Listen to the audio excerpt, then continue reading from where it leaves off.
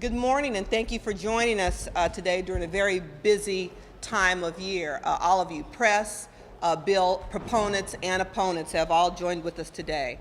I'd like to start by saying I appreciate being joined today in this discussion by my principal co-authors and co-authors of SB443, Assemblymember Hadley, Garcia, Jones Sawyer, and Mr. Quirk, who is chair of the Public Safety Committee in the Assembly side, where this bill was heard.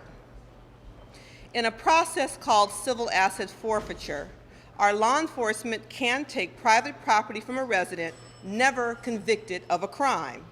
In fact, in a recent Washington Post expose, it was revealed that 80% of cases had not had a charge brought against the person whose property was absconded away with, let alone a conviction.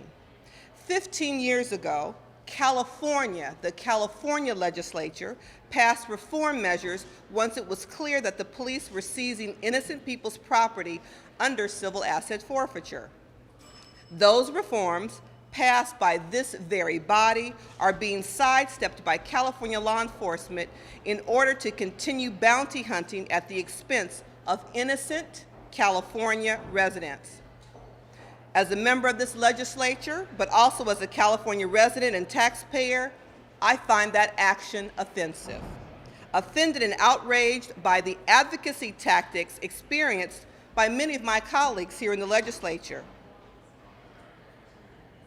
Advocacy tactics taken on by organizations who are engaged in keeping this lucrative arrangement with the federal government.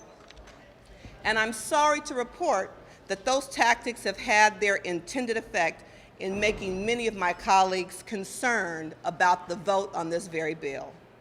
Senate Bill 443 passed out of the Senate with strong bipartisan support.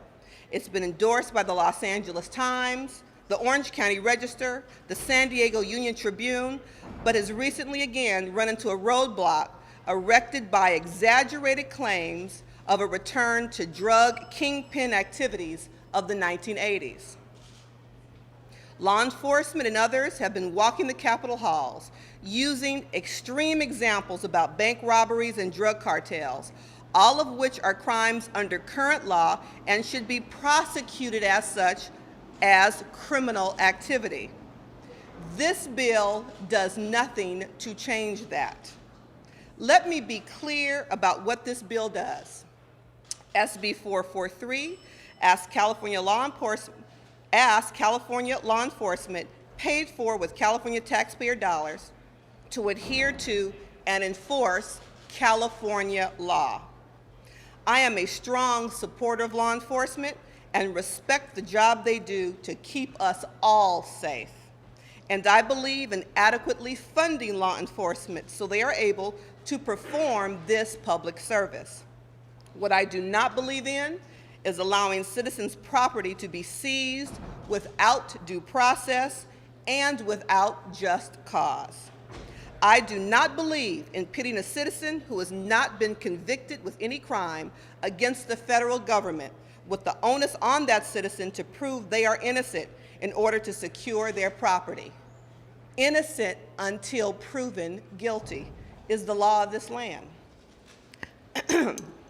I do not believe in California law enforcement, or any state agency for that matter, sidestepping California law in order to take advantage of loopholes at the federal level in order to profit on the backs of innocent constituents.